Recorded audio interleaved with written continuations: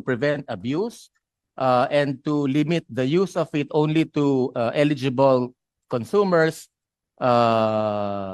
e-wallet companies or BSP supervised institutions, and also the merchants.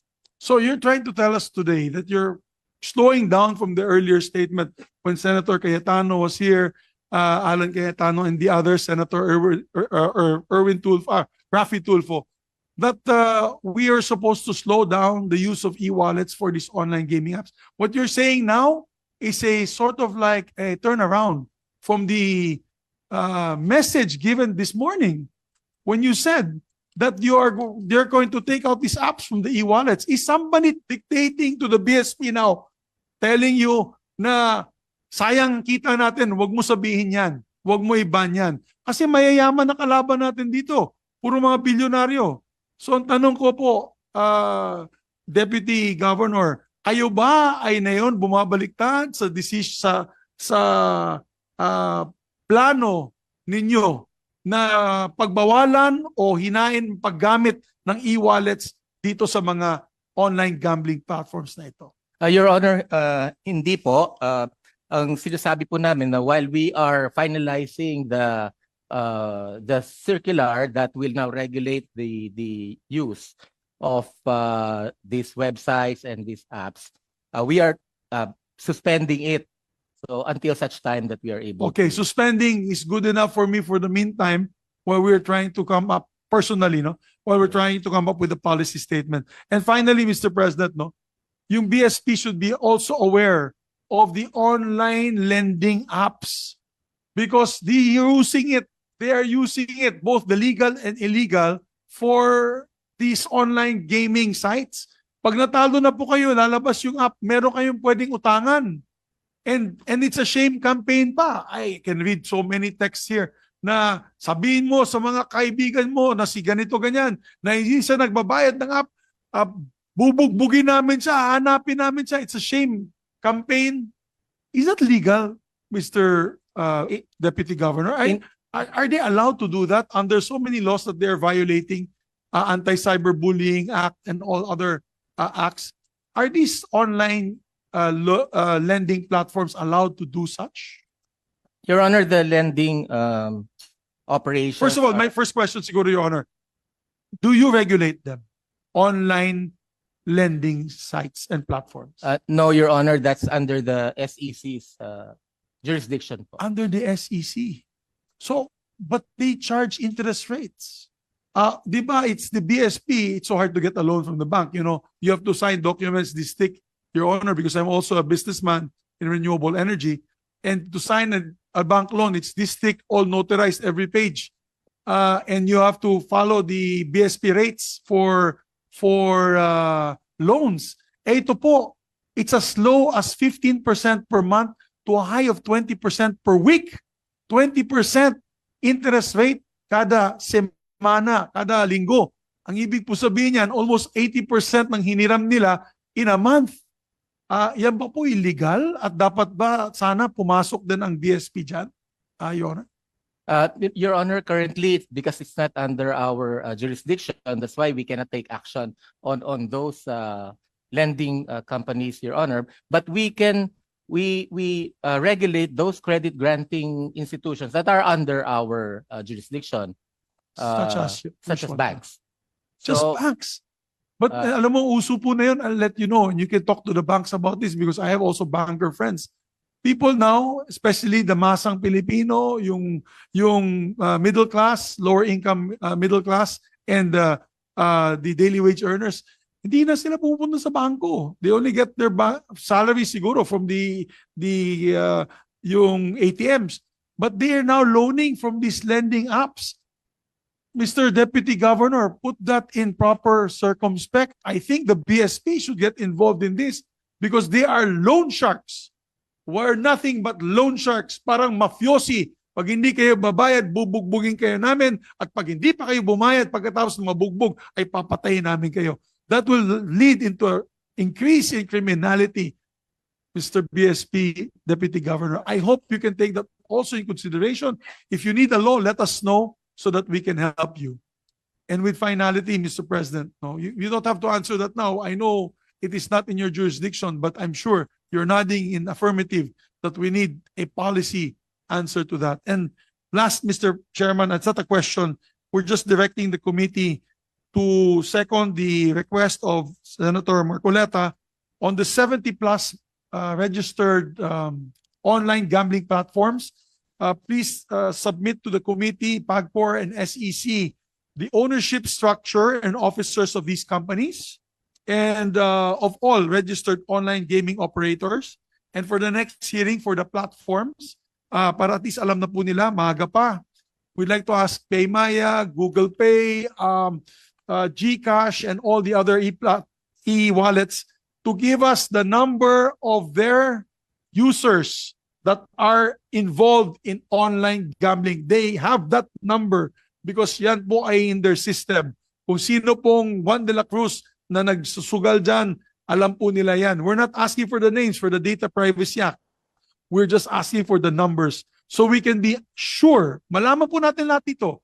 Ilan milyon, daan libo ba o milyon na ba ang nagsusugal gumagamit nitong platforms nila? We need to know that number. So maraming salamat, Mr. Chairman. Thank you. Your Honor, if I may. Sir, we're running out of time. Thank you very much, Senator Mick Subiri. Before I'll turn over the mic to Senator Pia Cayetano, I'm very disappointed when you told us BSP Vice Governor na wala po sa inyo control yung mga lending online lending na ito. So who controls them? SEC? I don't know. Very, very disappointing. Kaya pala siguro ganun na lang kumambastos itong mga online lending institutions. Talaga mga parang walang hiya, papahiyain ka. But anyway, Senator Pia Cayetano, go ahead. Thank you, Mr. Chairman. This should be brief. Chairman Tenko, you mentioned earlier in your statement that your biggest problem is the illegal gambling operators, no? And you even mentioned that they're advertising in airports, correct? Yes. I heard you correctly. Okay. So immediately when I heard that, I messaged Secretary Vince Dizon and I told him, that's your problem. And immediately he answered me, he will contact NAIA, San Miguel, and whoever else he has to contact to stop it. So shouldn't be a problem, right? Yes, what I was saying, ma'am, we had also taken action by reporting them. And it has been, what I'm trying to say earlier, is that they're very brazen and nag-advertise sila basket dun sa mga carousel. Yung po ay na-action na nung bago pa po. Yes, I'm just saying, ganun po sila katigas. Okay. Yun po ang sinasabi ko. To point out is that hindi naman natin gawa ng paraan yun. Kami po lahat ng illegal na paraan gagawin talaga eh. So tayo naman, action agad. And you said that you did. So, na-action na po at so lahat ng airport, wala tayong makikita. wala po sa pangkasalukuyan na. All over the country. All over the country. Pero dati nga po, ang sinasabi ko lang, how brazen, yes. All right, thank They you. are. So at least actionan po natin. Yes. Because I actually proposed na hindi lang yung illegal, pero pati yung legal, gusto ko na rin maban yan. Kasi kung we don't want people to be enticed on the phone, I also don't want them to arrive in our country and then even we're promoting local tourism. Pagdating nila sa airport, online gaming. Pagdating sa kabilang probinsya, online gaming pa rin. Ban na natin lahat. Especially in government properties, I would prefer that we ban everything. So please consider that, everyone who's involved, consider that, and even in private places. And I'll take the opportunity to say that when I mentioned things like let's ban it in public places, I think we have the power to do that easily. But when I add, why don't we include private places? I will invoke the police power. The police power is the ability of the state to enforce our action to protect public safety, public health, public morals. So we can do that because no less than PAGCOR and even BSP has made statements that is the concern, public welfare. So I post this to you if Yes, all the agencies involved. Senator Cayetano, may I just answer? PAGCOR has been in touch and communicating. In fact, we had already signed a memorandum of understanding with the Ad Standards Council. Kung Okay. mapapansin niyo po siguro nitong nakarang mga linggo, wala na po kayong, medyo malinis na po ang outdoor advertising na nauukol sa gaming. As of kagabi po, 98% na po, 99% na po ng mga lalaking billboard sa EDSA, sa North Luzon Expressway, South Luzon Expressway ay naibaba na po namin. Pinaban niyo po yan. Opo, sa pamamagitan po ng police power ng Thank you. Ad Standard Council. And then ma'am, isasama na po na pang-anim na industriya ng Ad Standards Council ang gambling advertisements. Okay, thank you. Thank you for that. That's a good update for all of us Yun to po know. ang latest. Siguro kung kayo mag-iikot mami, makikita nyo medyo malinis-linis na at maliwaliwanag na. Next week, babiyahe po ako sa Norte. Opo, Titingnan ko po maliwanag na yung po ang North, NLEX, SLEX. Kung sa South naman, titingnan ko rin. I'll move on to my next question, no? Yes. Kasi nagmamadali po tayo. Marami pa tayong mga tatanungin. Know your customer. Sa inyo din po nanggaling yan na Chairman Tenko, and then it was also mentioned by Deputy Governor, no? Ano ba yung know your customer policy natin? Kasi as far as I know, it's one click. Are you over age of 21? Check. Are you not a government employee? Check. Ganun lang, di ba? May iba pa ba tayong paraan na siguraduhin na over 21 yon? Sa ngayon po ay meron na pong mga vendors dahil nga bago ang online gaming na nagpapakita na po ng kanilang mga produkto kung saan mas mahigpit na po ang mga eKYC.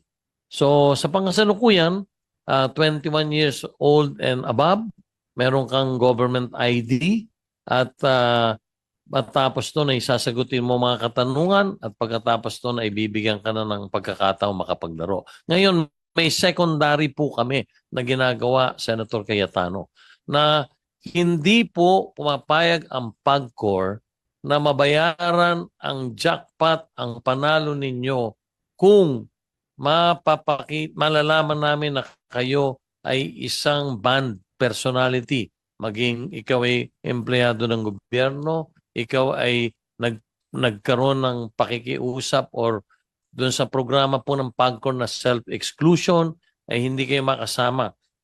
As of July 2025, Senator Cayetano, 129 million pesos na po ang finorfeit ng PAGCOR na winnings ng mga dapat hindi nakapaglaro. So, kung Does this include kasama po na ang bata. Pero yun nga po ang sinasabi ko kanina eh. Dito po sa industriya ng online, hindi ko po maintindihan dahil wala pong magulang pang, masama mang sabihin, pero gusto ko ipalamsin, wala pa po kaming, sa 3 taong ko po ron, wala pa po kahit minsan ako natanggap na isang reklamo galing sa isang magulang. Yun po ang nakalulungkot. Kaya po ang sinasabi ko lang. the venue? Have you seen any billboards where you say kung may problema ho kayo, meron kayong kamag-anak na lukluk sa gambling, tawagan niyo po kami? Kung wala kayong ganun, hindi talaga kayo ang tatawagan. Hindi Ang po. tatawagan nila is yung pari nila, yung congressman nila, Opo. yung mayor nila, yung doktor nila. I don't think kayo talaga yung Meron tatawagan. pong mga So, pamphlet it doesn't kaming mean that there is no problem. Opo, hindi po sinasabi ko may problema, pero sinasabi ko lang po na doon sa KYC namin may secondary po Okay. kaming Anyway, in the interest pinapagtutupad. of time, no, Yes. I still want to dissect that some more, but we can go there another time. See, Senator Migs just wanted to also emphasize that how do you prevent the payment through the e-wallets? Nahaharang niyo ba daw yun? Naharang po, Senator Subiri.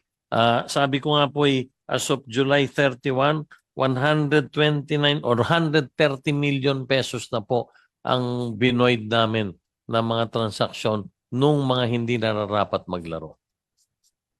Chair, Mr. Chairman, just really quick, paano nila natatanggap? Let's say, for example, nanalo silang jackpot at nanalo po silang 100 million. Saan nila kunin? Pupunta dapat sila sa tanggapan ng DigiPlus, for example, at kukunin nila yung pera? Or i-deposit ulit yan sa e-wallet nila o sa bank account nila? I don't know. I don't play. Yeah, So I don't- then you have an option. Either you claim it or it is credited to your account. So, how would you know if the person is a 18-year-old or dahil 19-year-old or 16-year-old? magre-presenta ko po ulit ng ID. with your picture, with your selfie. Yun po ang bagong ginagawa namin. Kaya doon po namin nahuhuli. Yun yung bago na yun. Opo. Kasi Yun- dati parang wala. Hindi po, pinatutupad na po yun. Kaya nga po, ang na-void na namin 130 million pesos itong taong pa lang lang ito.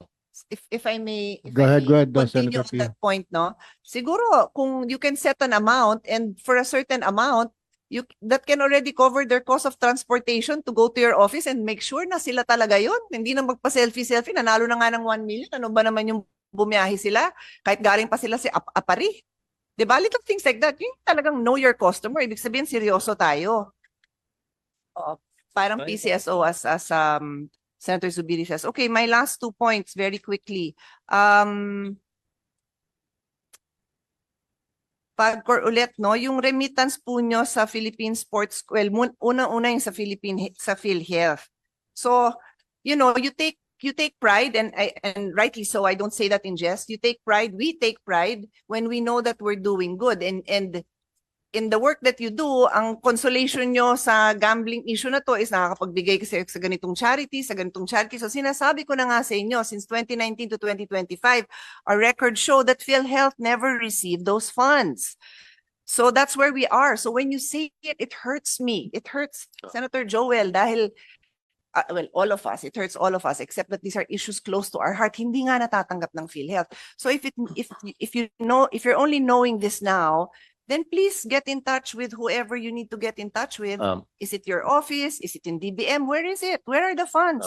The funds that we know of, but this is combined, PAGCOR and PCSO, is 98.28 billion. But combined yan with PCSO. Senator Cayetano, Yes. under the Joint Circular 0001, year 2022, meron pong guidelines yung pagkakaloob namin nung allocation namin. In the interest of time, narimit ba? Na-remit po namin, Sa 100%. PhilHealth? Hindi po kami, dito po sa guidelines nito, hindi po kami direct lang sa Also PhilHealth. sa Dapat DBM. po ay aming i-remit ang 50% government share sa Bureau of Treasury. Okay. So, Ginagawa po okay. namin ito No, I believe you. But I want you to know for the record so that the next time you report it, mag-footnote kayo doon. Hindi na ho namin problema kung hindi nire-remit ng Treasury sa PhilHealth, which is mandated by law. Para kami naman, we can also do our job and go after them. I am going to file an intervention in the case for the failure to remit to PhilHealth, and now I will do the same yung sa PAGCOR nyo. Sasama ko na yung PAGCOR doon kasi hindi nga nire-remit. And I move on to my next point, which is sa Philippine Sports Commission. And this is directly related to your job. Sabi natin, yung mga youth natin, nag-online gaming. O sige, kulang ba sila sa activities? Bakit hindi tayo magpatayo ng more sports facilities? When we see our youth playing sports, tuwan-tuwa tayo, di ba? Pag nakita natin naging gold medal, wow, wala nang nag-away. Lahat nakatutok kay Kaloy Yulo dahil nanalo ng 2 gold medal. Lahat tayo masaya. Pinopondohan ba natin? According to Chairman Tenco, pinopondohan natin. The record shows 98.28 billion since 2019 to 2025. Nakakarating ba sa Philippine sports? Opo. Hindi. Ah, Hindi nakakarating. Hindi nakakarating. I'm telling you all now, hindi. Sana nakapagpatayo tayo ng sports facilities, football field, volleyball court, basketball court, lahat na ng klaseng sports facilities. Hindi nangyayari. I'm not blaming you. I'm blaming the system that we have. I need you to know na hindi nakakarating. All your hard work and your team, hindi nakakarating. Sa PhilHealth, hindi nakakarating sa Philippine Sports Commission. Yun lang naman yung point ko. And you've also made your point na your job is to give it to Treasury. So, you've done your job. According to you, I believe you, pero hindi nakakarating. Senator Cayetano, may pagkakaiba po sa Philippine Sports.